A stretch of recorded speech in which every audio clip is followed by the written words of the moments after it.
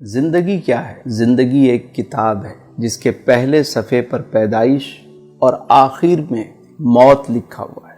بیچ کے جتنے صفحات ہیں وہ سارے خالی ہیں، آپ جو چاہیں لکھیں، لیکن لکھتے وقت یہ ضرور سوچیں کہ جب احکم الحاکمین کے سامنے یہ کتاب کھولی جائے تو آپ کو شرمندگی نہ ہو۔ مولانا روم علیہ رحمٰن نے ایک بڑا خوبصورت واقعہ لکھا۔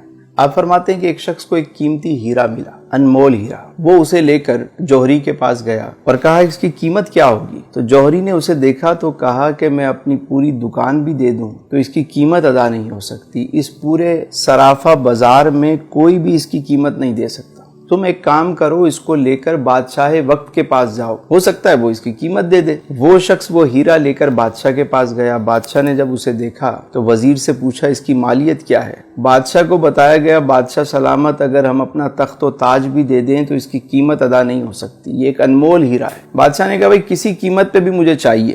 وزیر نے کہا یہ کام مجھ پہ چھوڑ دیں، اور اس شخص سے کہا کہ ایک کام کرو کہ تم یہ ہیرا ہمیں دے دو، صبح تم آ جانا سورج نکلنے سے پہلے، سورج نکلنے سے لے کر غروب آفتاب تک محل کے سارے دروازے تمہارے لیے کھول دیے جائیں گے، تم جس دروازے سے چاہو داخل ہو جاؤ، جو کچھ اس محل سے لے جانا چاہو لے جاؤ، تمہیں کوئی روکنے ٹوکنے والا نہیں ہوگا۔ وہ شخص گیا گھر، ساری رات اسے نیند نہیں آئی۔ صبح سورج نکلنے سے پہلے وہ محل میں داخل ہو گیا، دیکھا سارے دروازے کھلے ہوئے، وہ آرام سے داخل ہو گیا، کسی نے اسے روکا نہیں۔ پہلے ہال میں جب وہ گیا تو اس نے کیا دیکھا کہ بہت سارے شاہی لباس وہاں پر ٹنگے ہوئے ہیں، طرح طرح کے لباس ہیں۔ اس نے سوچا کہ ابھی تو صبح کا وقت ہے، میں نے تو ایسے کپڑے کبھی نہیں دیکھے، چلو پہلے اسے ذرا زیب تن کرتے ہیں۔ اس نے ایک لباس پہنا، اسے شیشے میں دیکھا، دوسرا پہنا، اسے اتارا، تیسرا پہنا، اسے اتارا۔ کافی وقت کے بعد اسے ایک لباس پسند آ گیا۔ جب وہ پہن کر اپنے آپ کو دیکھتا ہے، کہتا ہے میں تو شہزادہ لگ رہا ہوں، میں تو بادشاہ لگ رہا ہوں۔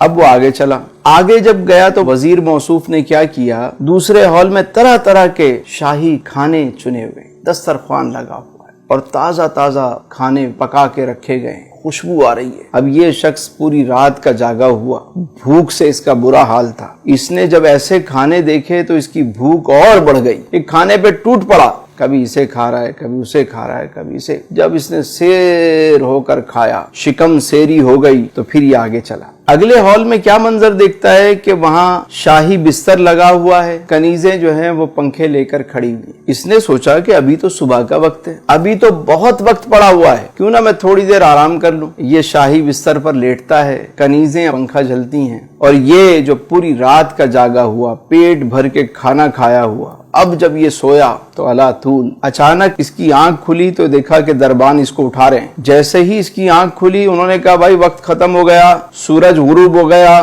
چلو اب یہاں سے بھاگو۔ یہ شخص فوراً اٹھ کر سامان اٹھانے لگ گیا، کبھی یہ اٹھا رہا ہے، کبھی وہ اٹھا رہا ہے۔ انہوں نے کہا خبردار، تم یہاں سے اب تنکا بھی نہیں لے کر جا سکتے۔ اس نے کہا میں نے تو کچھ بھی نہیں لیا ابھی تک۔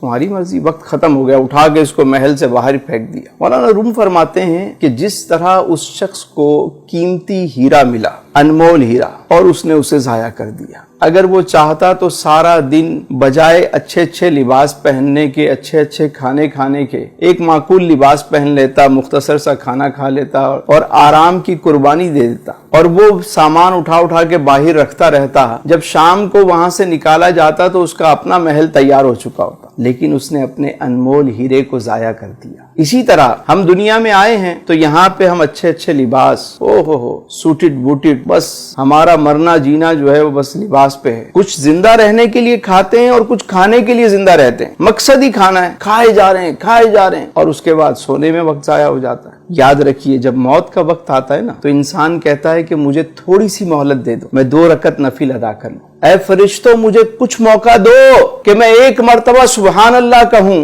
1 مرتبہ الحمدللہ کہہ لوں، ارے 1 مرتبہ اللہ اکبر کہہ لوں، تھوڑا سا تو موقع دو، میں کچھ صدقہ و خیرات کر دوں۔